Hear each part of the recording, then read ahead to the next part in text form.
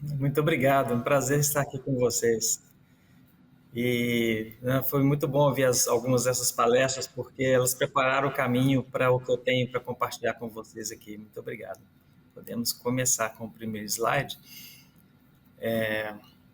Então, eu vou falar para vocês aqui um pouco, exemplificando algumas das coisas que já foram mencionadas, com o projeto Genômica da Biodiversidade Brasileira, porque, de maneira muito interessante, ele faz uso do que já foi dito pelos palestrantes anteriores, de buscar o desenvolvimento através de biotecnologia dos recursos genéticos da nossa biodiversidade, mas se apoia fortemente na existência de biobancos, de coleções que estão nas universidades e museus. Então, acho que é uma convergência muito oportuna para mostrar como que a gente pode se ajudar, porque a gente, nesse projeto, destrava um pouco do valor que está armazenado dentro desses bancos, mas, por outro lado, a gente também se apoia na existência deles. Então, aqui é uma situação ganha-ganha em que um pode fortalecer a ação do próximo.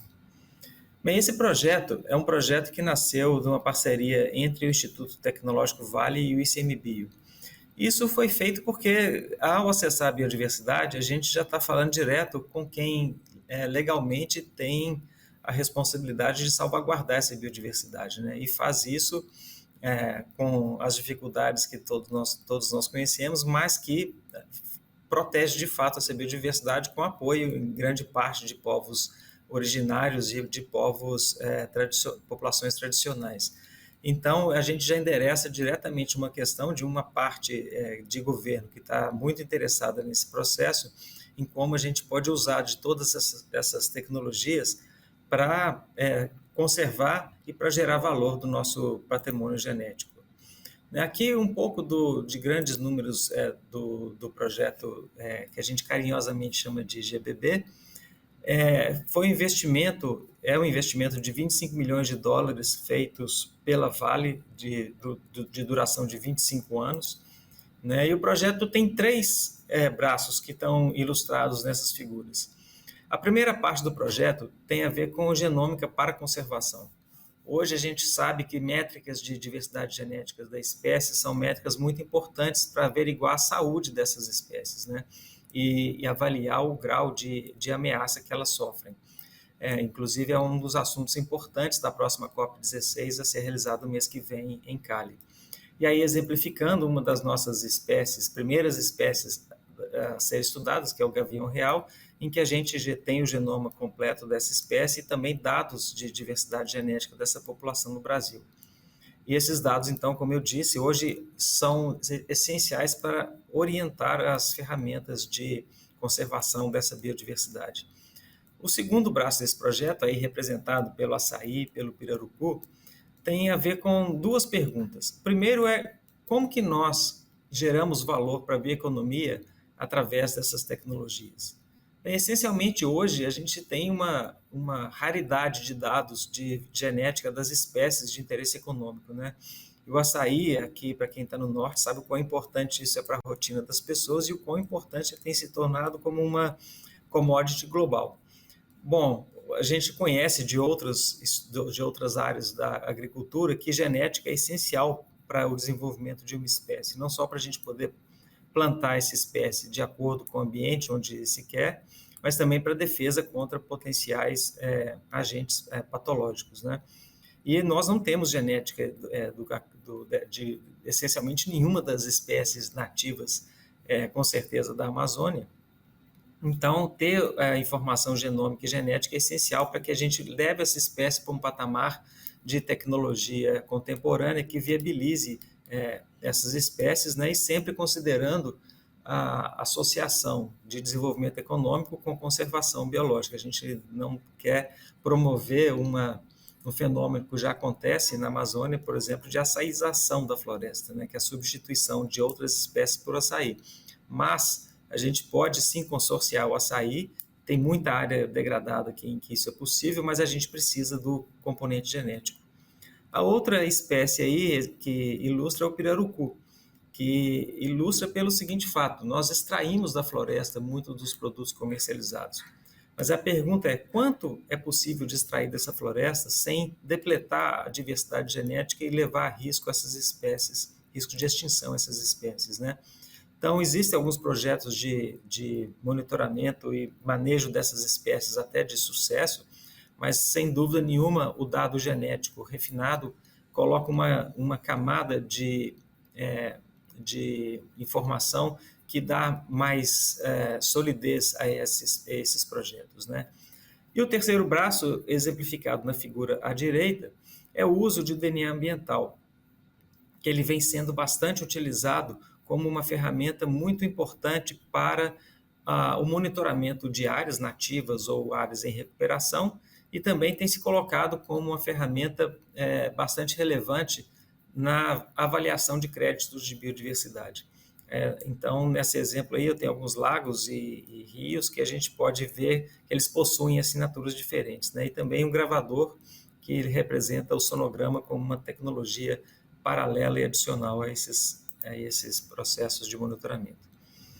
Bom, isso tudo está sendo organizado e desenvolvido com a participação de bastante gente. Hoje já são 210 pesquisadores envolvidos no projeto, são 31 bolsas concedidas, são 128 pessoas que já foram treinadas desde coleta de dados à produção e análise de dados, né? Os 14 centros de pesquisa do ICMBio estão envolvidas e ainda tem externamente 87 parceiros, principalmente na academia, participando dessa iniciativa. São 87 projetos aprovados, cada um com o alvo de uma espécie ou uma área a ser estudada, e hoje 595 espécies já identificadas como alvo de estudo do projeto. Bem, como já foi dito anteriormente, a gente tem que fazer isso com pressa em escala. O que essa figura representa à esquerda é o grau de ameaça de espécies da nossa biodiversidade. Então, para nós conseguirmos conservar essa biodiversidade, a gente tem que proteger espécies de erosão genética, e além do seu habitat, e também a gente tem que ter em mente algo que a própria FAO já colocou, que é o conhecimento da diversidade genética de espécies de interesse econômico é essencial para o desenvolvimento dessas espécies e a salvaguarda que nós temos contra necessidades futuras que podem impactar essas espécies por mudanças climáticas e novas pragas. E nos dois gráficos à direita, a gente tem o número de espécies para as quais nós temos informação genômica. E às vezes genoma que não é de muita qualidade. Então, vocês podem ver que nessa barrinha de verde, o grau de informação que nós temos das espécies que estão sob ameaça é bastante pequeno. Isso representa, então, o vácuo de dados que nós temos e que nós buscamos preencher com esse projeto. Para isso, a infraestrutura, já foi dita, a infraestrutura de coleções, né, e biobancos, mas também tem uma infraestrutura para geração e análise desses dados que nós montamos aqui no Instituto, que é bastante robusta e dá conta dos diversos tipos de dados que nós precisamos de gerar, tanto para a produção de genomas de referência, quanto a produção de ressequenciamento para diversidade genética. E também uma infraestrutura de computação, tanto in-house quanto na nuvem, para que esses dados possam todos ser processados em tempo. Mas o link principal que eu queria fazer aqui é com uma outra infraestrutura que é o alvo dessa conversa, que são as parcerias, né? Eu já vi parceria sendo mencionado aqui mais de uma vez, aqui lista, a última lista, isso aqui todo dia tem coisa nova, mas vocês veem que esse projeto só é possível com muita parceria, tanto no Brasil e em instituições de todos os cantos do país, instituições do exterior. É importante notar que é um projeto já conectado com os grandes projetos genômicos globais, exemplificando aí o Earth Biogenome Project e o Vertebrate Genome Project. A gente gera dados em linha com os dados padrão ouro que esses projetos geram, mas o principal aqui é que a gente participa de uma colaboração que contém 45 coleções, bancos, biobancos. Sem essas coleções, esse projeto seria muito complicado e, na melhor das hipóteses, muito mais caro, porque nós teríamos que recoletar tudo. Então, novamente, aqui a geração de valor mútuo é imensa, porque a gente consegue gerar dados que são dados para muitos desses, para os quais essas coleções foram criadas, e por outro lado, nós temos acesso a material biológico que nós não teríamos condições de buscar e nem tempo, em tempo hábil para fazê-lo. Então, acho que aqui é uma parceria incrível e que deixa a gente muito feliz de ter tanta adesão, essencialmente todo mundo que a gente procurou quis participar do projeto, né? E é um projeto aberto, o dono de dado é todo o consórcio e não uma instituição só. Então, isso foi o que viabilizou, de fato, um projeto dessa natureza e dessa envergadura. E aqui alguns grandes números do projeto, do que a gente está fazendo, né? Não vou ler tudo, mas a gente já recebeu quase 1.000 amostras. Dessas amostras, muitas já foram processadas, tanto amostras para que se faça genomas completos, quanto amostras para coletar dado de variabilidade genética, de diversidade genética, e também dados ambientais, amostras ambientais, né? Já estamos na segunda expedição em áreas de preservação do ICMBio para coletar as amostras, principalmente de água, para que a gente possa fazer o levantamento da biodiversidade desses locais e entender como que essas tecnologias podem ser utilizadas para o monitoramento dessas áreas.